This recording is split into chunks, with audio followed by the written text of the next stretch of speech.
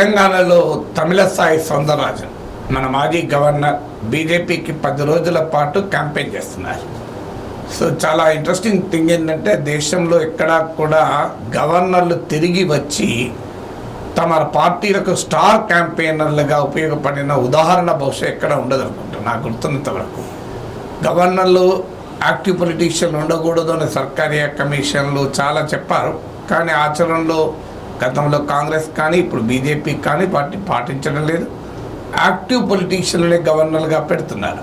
వాళ్ళు గవర్నర్ కాకముందు అయిన తర్వాత రాజకీయంగా యాక్టివ్గా ఉంటున్నారు. కానీ తమ రాష్ట్రాల్లోనే యాక్టివ్గా ఉంటారు. కానీ వెళ్ళి తాము గవర్నర్గా వ్యవహరించిన రాష్ట్రంలో వెళ్ళి తమ పార్టీకి ప్రచారం చేసిన ఉదాహరణలు మహారాష్ట్ర గవర్నర్గా, తమిళనాడు కొంతకాలం తాత్కాలిక గవర్నర్గా మన తెలంగాణ బీజేపీ నాయకుడు విద్యాసాగర్ రావు పనిచేశారు.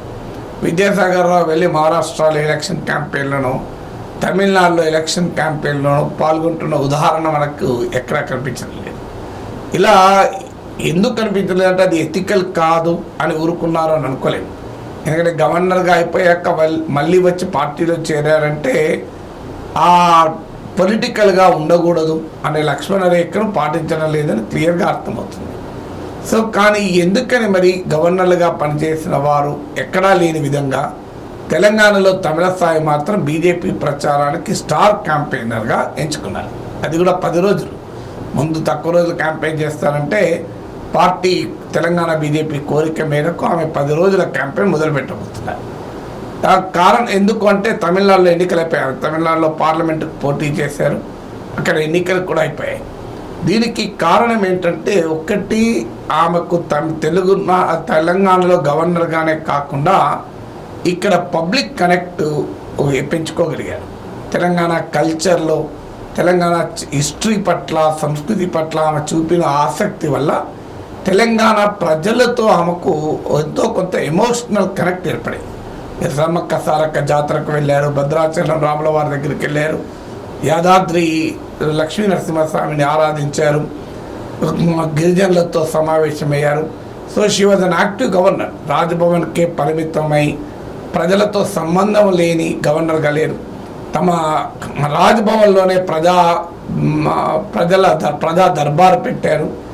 ఇవన్నీ కూడా పొలిటికల్గా ఆ రోజున్న అవసరాల రీత్యా చేయొచ్చు, కారణం ఏదైనా. బట్ ఆమె ఎమోషనల్ కరోనా టైంలో డాక్టర్గా గాంధీ ఆసుపత్రి వెళ్ళి సందర్శించారు. So she was more an active governor, passive గవర్నర్గా లేరు. ఆమె ఎమోషనల్ కనెక్ట్ తెలంగాణ ప్రజలతో ఏర్పరచుకునే ప్రయత్నం చేశారు కనుక ఆమె తెలంగాణలో బీజేపీ స్టార్ క్యాంపెయినర్గా ఉపయోగపడుతుందని బీజేపీ అంచనా. రెండవది ఏంటంటే తెలంగాణలో ఆమె పాపులర్ గవర్నర్ కూడా. చాలామంది గవర్నర్లు పాపులర్గా ఉండరు. కారణం ఏంటంటే అక్కడ జరుగుతున్న పబ్లిక్ డిస్కోర్స్లో కానీ, అక్కడ ఉన్నటువంటి పొలిటికల్ కంటెస్టేషన్లో కానీ వారు భాగస్వాములు కారు. అయితే వివాదాస్పదమైన భాగస్వామ్యం ఉంటుంది. ఈఎన్ నరసింహన్ ఉమ్మడి రాష్ట్ర గవర్నర్గా ఉంటూ రాష్ట్ర విభజన పైన ఆయన చేసిన అభ్యంతరకర వ్యాఖ్యలు వివాదాస్పదమే. తర్వాత రకరకాల కారణాల రీత్యా కేసీఆర్కు నరసింహన్కు సత్సంబంధాలు ఉండవచ్చు. కానీ సాధారణంగా గవర్నర్లు అక్కడ పబ్లిక్ డిస్కోర్స్లో పొలిటికల్ కంటెస్టేషన్లో భాగం కాదు. ఆంధ్రప్రదేశ్ గవర్నర్గా పనిచేసిన ఒరిస్సా బీజేపీ నాయకుడు అక్కడ పొలిటికల్ కంటెస్టేషన్లో ఎప్పుడూ భాగం కాలేదు. కానీ తమిళసాయి సౌందరరాజన్ తెలంగాణలో ఉన్న పొలిటికల్ కంటెస్టేషన్లో భాగమయ్యారు. కేసీఆర్ ప్రజలకు యాక్సెసిబుల్ లేరు అని ప్రశ్నిస్తూ ఆమె ప్రజా దర్బారు పెట్టారు. కేసీఆర్ ప్రభుత్వం తనను పట్టించుకోకపోయినా ఆమె జనంలోకి వెళ్ళే ప్రయత్నం చేశారు. తమ పైన రాజకీయ విమర్శల్ని కూడా ఆమె లెక్క చేయలేదు. మంత్రులు మూకుమ్మడిగా అటాక్ చేసినా డోంట్ కేర్ అన్నారు. తాను చేసే పని తాను చేసుకుంటూ పోయారు. అది ఫైళ్ళు ఆపడం నుంచి మొదలు పెట్టుకుని ఎమ్మెల్సీ కోటాల వరకు. సో తమిళసాయి సౌందరరాజన్ ఒక యునీక్ స్టైల్ ఫంక్షనింగ్ మనం చూసాం. తెలంగాణలో ఉన్న పొలిటికల్ కంటెస్టేషన్లో భాగమయ్యారు. విమర్శలు కూడా ఎదుర్కొన్నారు. బీజేపీ గవర్నర్గా పనిచేస్తున్నారు. సో అందువల్ల ఆమె ఇప్పుడు కొత్తగా మళ్ళీ ఎన్నికల ప్రచారంకి వస్తే ఏం అప్పుడు అన్నది ఇప్పుడు మళ్ళీ అంటారు. అందువల్ల ఆమె పబ్లిక్ డిస్కోర్స్లో భాగమై, పొలిటికల్ కంటెస్టేషన్లో భాగమై తెలంగాణలో యాజ్ ఎ గవర్నర్ పొలిటీషియన్గా కూడా ఆమె పాపులర్ అయ్యారు. సో ఇక మూడో ఫ్యాక్టర్ ఏంటంటే కీలకమైన అంశం. తెలంగాణలో బీజేపీని అసెంబ్లీ ఎన్నికల్లో దెబ్బతీసింది బీజేపీ బీఆర్ఎస్ ఒక్కటే. ఇక్కడ ఈ రెండు పార్టీలకు ఏదో సంబంధం ఉంది అని. పార్లమెంట్ ఎన్నికల్లో కూడా కాంగ్రెస్ పార్టీ ఇదే నరేటివ్ని బిల్డ్ చేస్తోంది. దానికి అసెంబ్లీ ఎన్నికల సమయంలో బండి సంజయ్ అరెస్ట్ డ్రాప్ కావడము, కవిత అరెస్ట్ పైన పిల్లిముగ్గలేయడము, అంటే వెనక్కు తగ్గడం, ఇవన్నీ కూడా ఆ నరేటివ్ను స్ట్రెంథన్ చేశాయి. దాని నుంచి బయటపడటానికి అసెంబ్లీ ఎన్నికల తర్వాత వెంటనే కవిత అరెస్ట్ అయ్యారు. ఇప్పుడు తమిళసాయి సౌందరరాజన్ గవర్నర్గా ఉన్న సమయంలో యాంటీ కేసీఆర్ పొలిటికల్ సింబల్గా ఆమె వ్యవహరించారు. ఆమె రకంగా యాంటీ కేసీఆర్ పాలిటిక్స్కు ఒక సంకేతంగా మారారు.